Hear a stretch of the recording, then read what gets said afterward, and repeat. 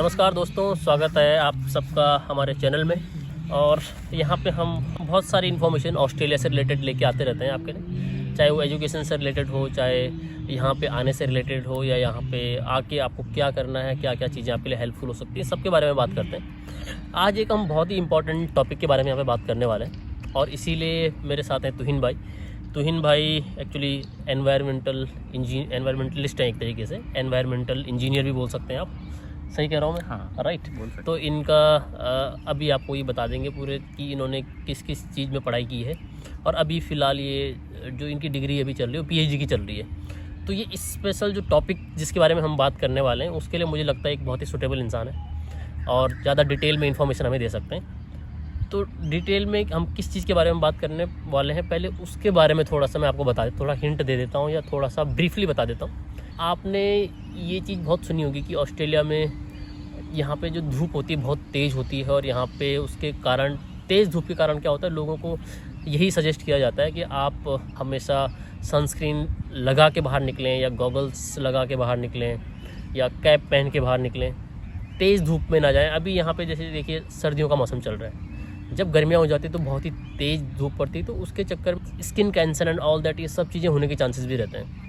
और पहली बार जब मैंने इसके बारे में सुना, जब मैं यहाँ पे आया, तो मैं थोड़ा हैरान सा रह गया। जब मैं एक मेडी बैंक को मैंने कॉल किया था, तो उस पर जब तक उन्होंने कॉल पिक नहीं किया, या आप समझ लीजिए कॉल इंगेज जा रहा था, उस पर कुछ इन्फॉर्मेटिव बातें वो बता रहे थे। तो उसमें एक बात उन्होंने मुझे बताई, उसमें ये था कि यहाँ पे ऑस्ट्रेलिया में 3 में से 2 लोग जब तक वो 70 की एज या 70 की एज से ज़्यादा हो जाते हैं तो उनको स्किन कैंसर हो जाता है। यानी कि अराउंड 67% लोग या 70% लोग मान के चलिए, उनको स्किन कैंसर का खतरा यहाँ पे बना रहता है।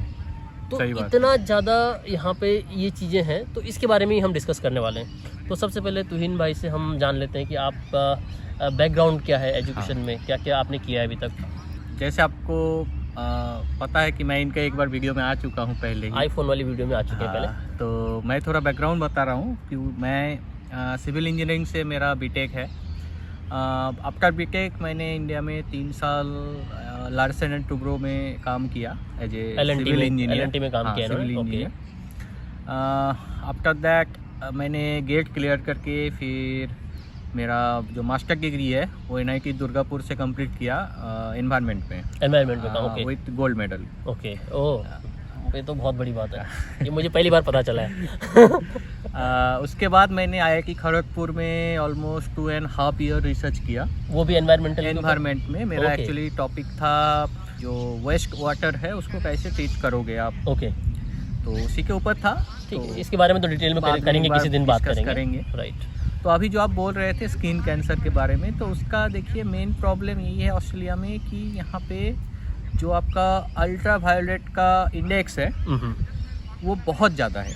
ओके, अल्ट्रा वायलेट इंडेक्स काफ़ी ज़्यादा है, बहुत ज़्यादा है। जो आपका अल्ट्रा वायलेट गर्मी के टाइम स्पेशली वो आपका कभी 12, 14, 15 तक टच कर जाता है। और उसको बहुत हैजर्डस माना जाता है, क्योंकि 14-15 मतलब ये बहुत हाई रेंज अल्ट्रावायलेट।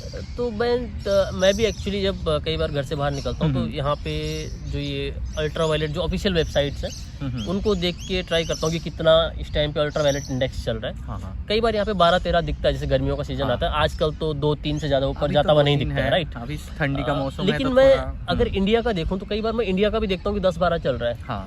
तो वहाँ पे या एशियन कंट्रीज़ में कहीं पे भी हमको स्किन कैंसर इतना ज़्यादा, मतलब जो यहाँ पे कहा जाता है, न्यूजीलैंड में हो गया या ऑस्ट्रेलिया में हो गया, यहाँ पे बहुत ज़्यादा है। इंडिया में नहीं है। ऐसा क्या रीज़न है? अल्ट्रावायलेट रेज तो वही है ना? ऐसे देखिए बेसिकली 2-3 रीज़न है।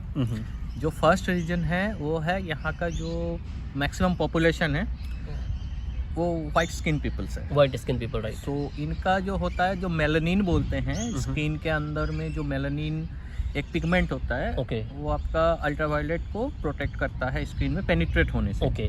तो जो स्किन आपका ज़्यादा वाइट स्किन होता है उसमें अल्ट्रावायलेट इजीली पेनिट्रेट कर सकता है स्किन के अंदर। यानी कि आपका ब्राउन होना या डार्क होना इसके लिए बेटर है। मतलब कि अगर आप ज़्यादा ही सफ़ेद वाइट पीपल हो तो ये ज़्यादा डेडली है आपके लिए, डेडली है। एंड सेकेंड थिंग है ओजोन होल, जो मैं किसी और दिन अच्छे से समझाऊंगा कि कैसे ओजोन होल होता है, कैसे ग्रीन हाउस इफेक्ट था, कैसे हम लोग ऑलरेडी ओजोन होल क्रिएट कर चुके हैं क्लाइमेट चेंज की आजकल हर जगह बात चल रही है के लिए। तो ये ओजोन होल ऑस्ट्रेलिया के ऊपर बहुत इफेक्टिवली देखा जाता है कि अभी आप अगर नासा के वेबसाइट में चेक करोगे तो आपको मिलेगा कि ऑस्ट्रेलिया के ऊपर ही basically there is ozone hole. और ओजोन होल मतलब कि वहाँ से ओजोन लेयर जो है वो हमको एक्चुअली यूवी रेज से प्रोटेक्ट करता है। बट अगर ओजोन में होल है तो दैट मीन्स यूवी रेज है वो डायरेक्ट में आपका यहाँ पे स्किन में आ जाता है। तो ये कह सकते हैं कि हम अगर इंडिया में दिल्ली में देखें या किसी भी और जगह पे देखें इंडिया की या एशियन पार्ट्स में, वहाँ पे अगर ओजोन होल होता तो वहाँ पे भी इतना डेडली हो सकता था। यहाँ पे और एक क्राइटेरिया है पॉल्यूशन। क्योंकि दिल्ली में या कोलकाता में आप मान के चलिए एयर क्वालिटी इंडेक्स 300-400 इस रेंज में कभी कभी चला जाता है।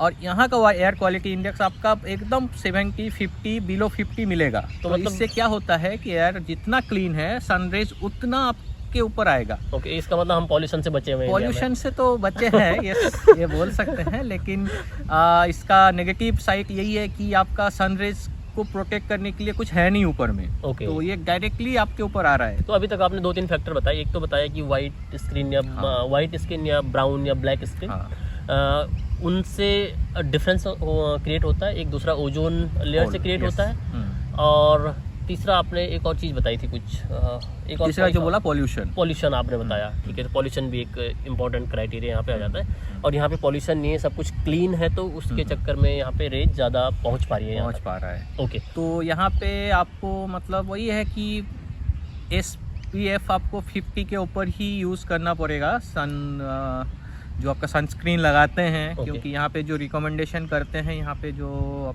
मेडिकल काउंसलिंग है, तो यहाँ पे आपको दिखेगा भी। आपको अगर ब्रिस्बेन सिटी में चेक करोगे तो आपको हर एक 100 मीटर में एक स्किन क्लिनिक दिखेगा।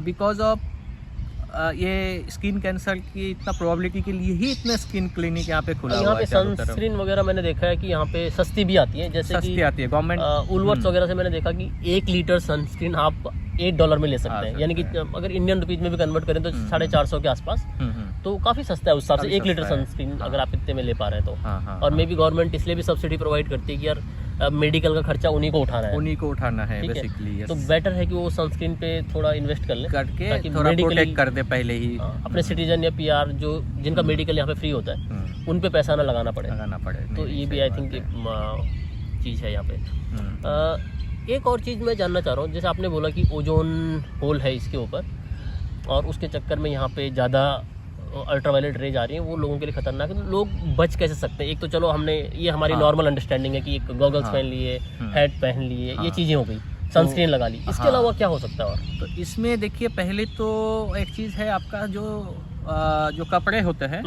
उसका भी सनलाइट प्रोटेक्शन फैक्टर्स होता है। अच्छा, उसका भी होता है। वो आपको इंडिया में कोई बोलेगा नहीं, लेकिन यहाँ का आपको पता चलेगा कि हर एक कपड़े का फैब्रिक का अलग अलग सनलाइट प्रोटेक्शन कैपेसिटीज होता है।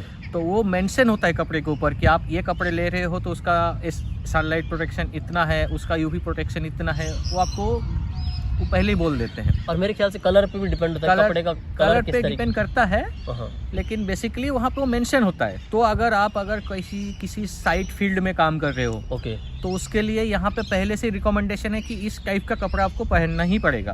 बेसिकली जो लोग बाहर जनरली ज़्यादा रहते हैं उनके लिए बहुत ज़्यादा इंपॉर्टेंट हो जाता है। जो अंदर रहते हैं या कंप्यूटर पे काम करते हैं उनके लिए शायद से इतना ज़्यादा इम्पैक्ट नहीं करेगा। राइट।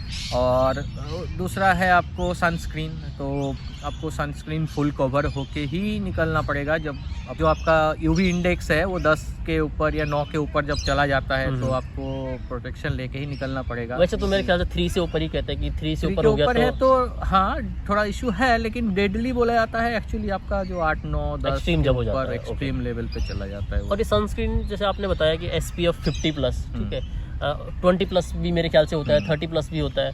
बट यहाँ पे रिकमेंडेड रहता है कि आप, और जैसे मैंने इंडिया में भी, जैसे कभी हम अगर कहीं गोवा चले गए या कहीं आप सी साइड में चले जाएं तो बीचेज में ये कहा जाता है कि आप सनस्क्रीन ज़्यादा लगा के रखें या SPF 50+ ही यूज करें, क्योंकि गर्मी ज़्यादा होती है उस साइड। जैसे अंडमान में हो गया या आपका गोवा में हो गया, यहाँ पे गर्मी ज़्यादा हो रही तो उसके कारण आपको SPF 50+। बट ये SPF है क्या, ये भी समझना ज़रूरी है कि SPF क्या चीज़ हुई, क्या कैसे एक आम इंसान कैसे समझ सकता है इस चीज़ को कि SPF का क्या मतलब है?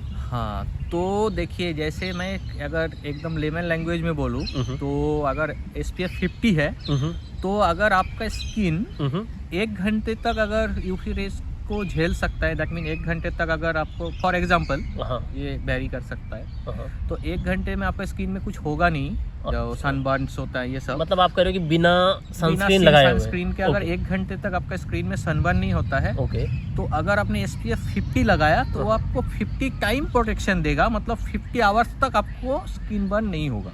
अच्छा, तो वो आप डिपेंड करता है कि अगर आपका 2-3 घंटे तक कुछ नहीं होता है तो उसका 50 टाइम्स आपको प्रोटेक्शन दे देता तो है। 50 टाइम्स भी वो डिपेंड करेगा कि कितनी मोटी लेयर लगा रहे हैं, उस पर भी डिपेंड नहीं, करेगा? उसमें जो इंग्रेडिएंट्स होता है यूवी रेज को टैप करने का, अच्छा, वो डिपेंड करता है। तो वो एक्चुअली क्या करता है, अगर आप यूवी कैमरा से किसी बॉडी में अगर थोड़ा सा यूवी सनस्क्रीन लगा के अगर यूवी कैमरा से देखोगे तो उसकी वो जगह पूरा आपको ब्लैक दिखेगा, क्योंकि वो यूवी को स्ट्रैप कर लेता है, वहाँ पे कोई रिफ्लेक्शन नहीं होता है, तो वो जगह आपको पूरा ब्लैक दिखेगा।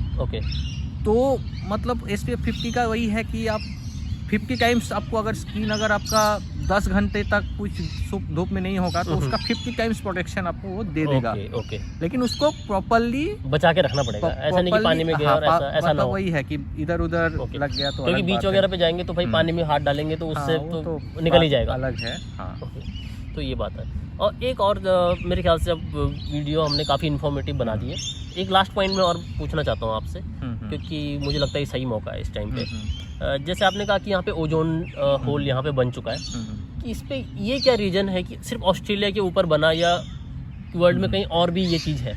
हाँ, तो इसके बारे में थोड़ा डिटेल्स मुझे बोलूँगा, लेकिन आज मैं ये बहुत लंबा हो रहा है तो थोड़ा इसलिए यही बोलना चाहता हूँ कि जो अंटार्कटिका है, एक्चुअली ओजोन होल होने के लिए जो रिएक्शन चाहिए होता है उसके लिए बहुत ठंडा टेम्परेचर चाहिए होता है।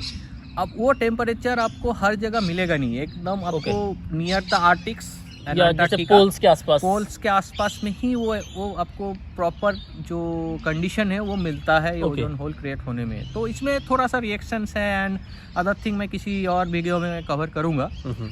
तो इसीलिए बेसिकली जो आपका नियर पोलर रीजन से इसमें आपको ओजोन होल ज़्यादा दिखता है। क्योंकि वहाँ पे ज़्यादा ठंड होती है तो उस ज़्यादा रिएक्शन होने का ज़्यादा एक्चुअली सूटेबल एनवायरनमेंट मिल जाता है ऊपर में। जो ओजोन एक्चुअली O3 ब्रेक होता है O+O2 करके। तो ठीक है, ये मैं बाद में किसी दिन कवर करूँगा एक्चुअली कैसे वो ओजोन होल ब्रेक होता है। राइट। तो इन चीज़ों के कारण ये हो पाता है। और जैसे वर्ल्ड में और ऐसी कौन से फैक्टर्स हैं जो कि ओजोन लेयर को ब्रेक करने में या फैक्टर बन पा रहे हैं, ऐसी और कौन सी चीज़ें ऐसी तो हैं? पहले जो था ओजोन होल का पीछे मेन रीजन था आपका CFC, क्लोरोफ्लोरोकार्बन। तो क्लोरोफ्लोरोकार्बन एक ऐसा केमिकल है जो आपका यूज़ होता था कूलेंट सिस्टम में। क्योंकि आपका इसको एक्चुअली जो क्लोरोफ्लोरोकार्बन है ये बहुत ही ईजिली कंप्रेस होता है और बहुत ईजिली एक्सपेंड होता है, तो इसका इसीलिए इसको एक्चुअली AC में, फ्रिज में एंड एवरीवेयर यूज़ किया जाता था। तब साइंटिस्ट को तो पता नहीं था कि ये क्लोरोफ्लोरोकार्बन जाके ओजोन होल में ये सब रिएक्शन करेगा। उस टाइम पे दे डोंट नो दैट। जब ये बना था तो उसके बाद से मेन डैमेज तो तभी हो गया, क्योंकि जब अभी जितना क्लोरोफ्लोरोकार्बन रिलीज हो गया है वो अभी भी रिएक्शन चल रहा है ऊपर में। ऑलमोस्ट ऑलरेडी बैन हो गया 92 और समथिंग। तो बैन हो गया, तो अब अगर जो AC आ रहे हैं या रेफ्रिजरेटर है तो उसमें अभी जो अभी कूलेंट सिस्टम में जो लिक्विड यूज होता है वो कब डिफरेंट होता है। हेक्साफ्लोरोकार्बन का कुछ वेरिएंट यूज होता है। तो अभी आप कह रहे हैं जो CFC था उसके कारण बैन कर दिया गवर्नमेंट, वो वर्ल्ड वाइड बैन हो गया है। जो अब आ रहा है उसके कारण ऐसा कोई सिस्टम ऐसा ओजोन होल क्रिएट नहीं कर सकता है वो। हाँ, बट वो और तरीके से एनवायरनमेंट को डैमेज कर सकता है। हाँ, उसमें क्या है कि कभी कभी ये पाया जा रहा है कि इस लिक्विड्स का कुछ जो गैस है उनका आपका जो ग्रीन हाउस फैक्टर्स है वो बहुत हाई है।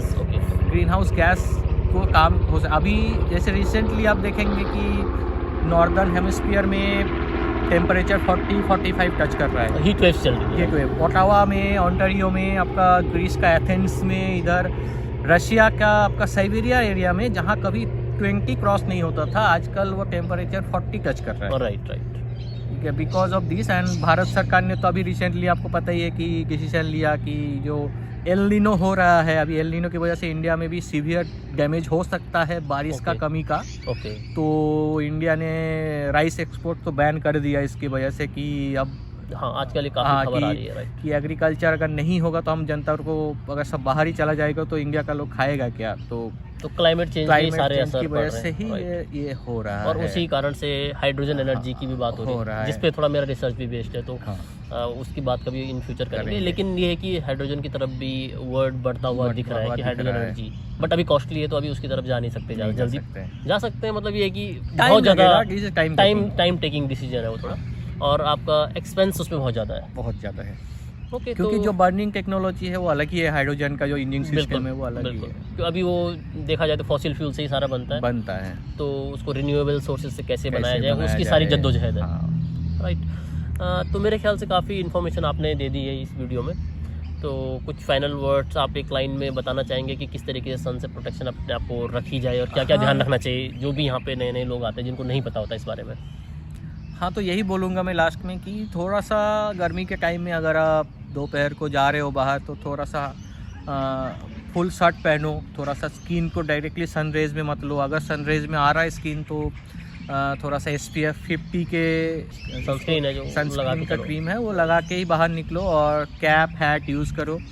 और बेसिकली आँखों को भी बहुत यूवी से वो डैमेज होता है, क्योंकि आँखें बहुत ही नाजुक है, मतलब डायरेक्टली आपका आंखों में यूवी रेज का इफेक्ट हो सकता है। तो चश्मा पहन के ही बाहर जाओ। राइट, एंड चश्मा भी ऐसे लेना कि थोड़ा देख के लेना कि ये यूवी प्रोटेक्टेड है कि नहीं है, कि चश्मा आप बिल्कुल, ये भी इम्पोर्टेंट बात इंडिया में आपको ये कोई बताएगा ही नहीं कि यूवी रेज प्रोटेक्टेड है, आप ऐसे ही चश्मा ले लिए। वहाँ पे तो लोग ऐसे ही पहन लेते हैं, क्योंकि वहाँ पे हम इतना ज़्यादा कभी सोचा ही नहीं था यूवी रेज से कितना डैमेज हो सकता है। यहाँ पे आके सब वो चीज़ें सोचनी पड़ रही है, सोचने का बात है, क्योंकि skin cancer is one of the exponential increase हो रहा है। तो या कि थोड़ा प्रोटेक्शन लेके ही आप रह सकते हैं सही से। चलिए तो जी बहुत बहुत धन्यवाद आपका, आपने इतनी ज़्यादा इन्फॉर्मेशन दी।